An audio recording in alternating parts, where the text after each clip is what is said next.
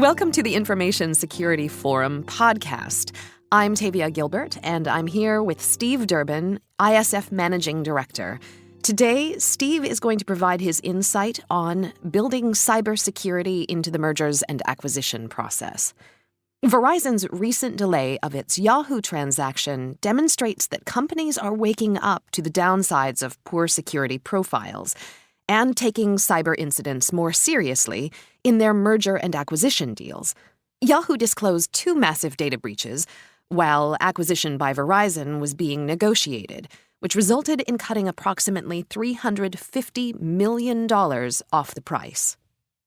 Steve, should an acquiring company wrestle with another company's cybersecurity profile as part of the deal discussion? It's an interesting point, Tavia, and I think one that very many more acquirers and indeed sellers of businesses will be getting into in the coming months and indeed years. And the reason I say that is that increasingly, of course, the value of a company is based on a number of different constituent parts. But the piece that is probably becoming the biggest and indeed the most difficult to get your arms around is that of the data that the organization is holding. Now, we can describe that as mission-critical information assets. We can describe it as public information.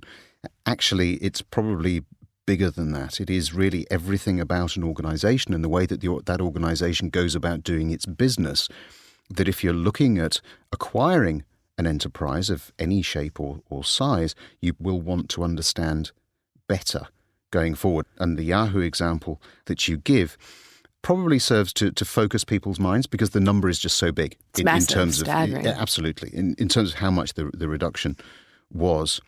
But I think that we can also talk about these things in isolation, if you like.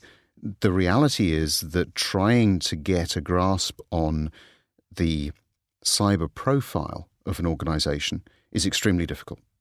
And I think that traditional mergers and acquisitions, and I've undertaken a number of those in my past, have tended to focus very much more on what I would call tangibles. You know, can you actually kick the tires, for instance, on what it is that you're buying? You can look at audit reports. You can reassure yourself that compliance has been followed. Once we get into the world of data and the integrity of data, particularly in some of the instances that relate to YAHOO, of course, it becomes very much more difficult on both sides of the fence, to be fair, to really provide a solid view of exactly what it is that you're buying. And that's a challenge that M&A professionals will need to address and overcome in the future. You know, it's interesting to me. We've talked before about companies needing to get up to speed about their own cyber world, their own data. And to be an appropriate company to even consider being purchased, you would have to have this insight into your company. So where companies may have dragged their feet in the past, if they ever want to grow to the point of being desirable, they really must have this inventory. You can't be in an acquisition process and have none of this information available. You really need to know what your company landscape is before someone will even be interested in acquiring you. Is that fair to say? I think if we look at the psychology of acquisition, why do people buy companies? Normally it's because you're either trying to increase your channel, you're trying to add something to your portfolio, whether that be product or whether it be people-based skills. Now, none of those immediately perhaps translate into data and integrity of data, and therein lies the challenge.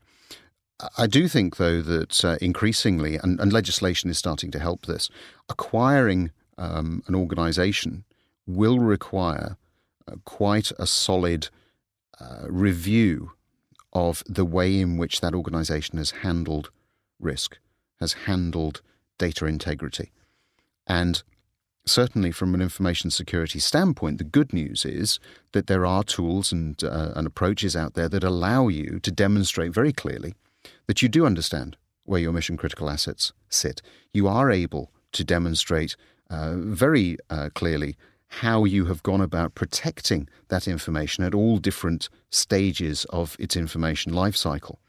And that includes whether it's stored in-house, whether it's stored in the cloud, for instance, or indeed stored with third parties for a variety of different reasons. And I think those are the sorts of things that M&A professionals will necessarily need to be turning their attention to, in addition, of course, to everything else that they need to look at when they're acquiring a company. But certainly, I think that if you're looking to achieve a speedy sale, my advice would be to get all of those things lined up beforehand so that it does become something of a box-ticking process, because these are not easy things to get involved in and just to fix if you haven't done that groundwork beforehand.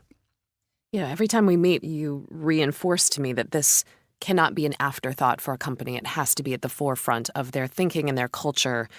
And there are so many ways that they'll be left behind if they're not putting it in its proper place of priority. Are you suggesting, actually, that a company can build cybersecurity right into that merger and acquisition process?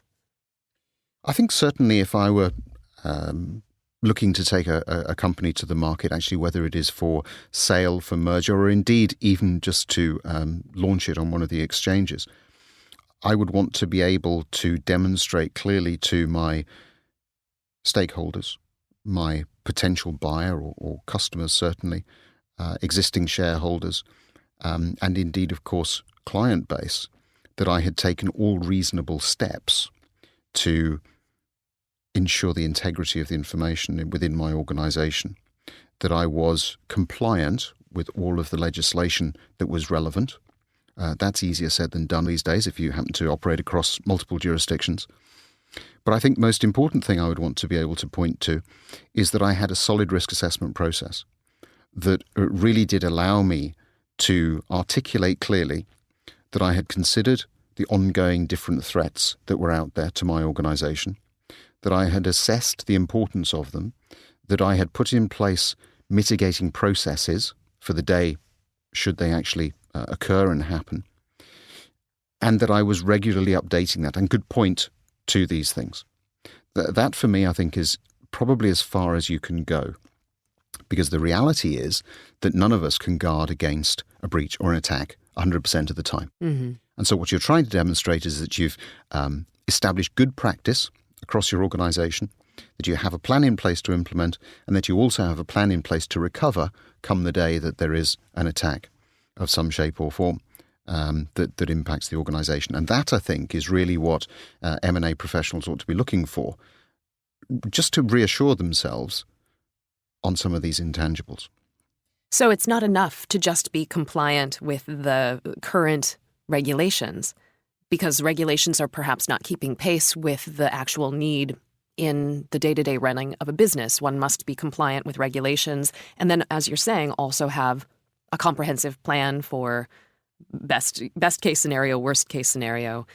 There's a lot more that needs to be done than just adhering to current regulation. Is that true? I always describe compliance as a necessary evil, but it's a bit like driving a car using only the rearview mirror.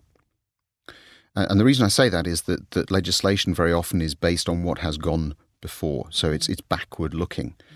And unfortunately, cyber moves very, very quickly in a forward-looking perspective. Trying to anticipate some of these things is the real challenge for organizations. Compliance won't help you get there. Compliance will help you meet the bare minimum. So when we talk about things like trying to anticipate threats, trying to anticipate their impact, trying to anticipate, therefore, how you might respond, this takes us into the realms of things like incident management planning, business continuity planning, areas that yes, of course, have some relationship to compliance, but are a little bit beyond that. So you are looking forwards in terms of the way that you're driving the car, not just looking where you've just been. Mm-hmm. That makes sense to me. This is great information for companies that want to move forward with confidence and with certainty as they're pursuing these new acquisitions. Not so fast. There's clearly a case to be made for cyber checks and balances in this type of deal-making, and it demonstrates just how security is being integrated across the enterprise. For more information on how to ensure a successful M&A deal with cybersecurity, part of the process, please visit www.securityforum.org.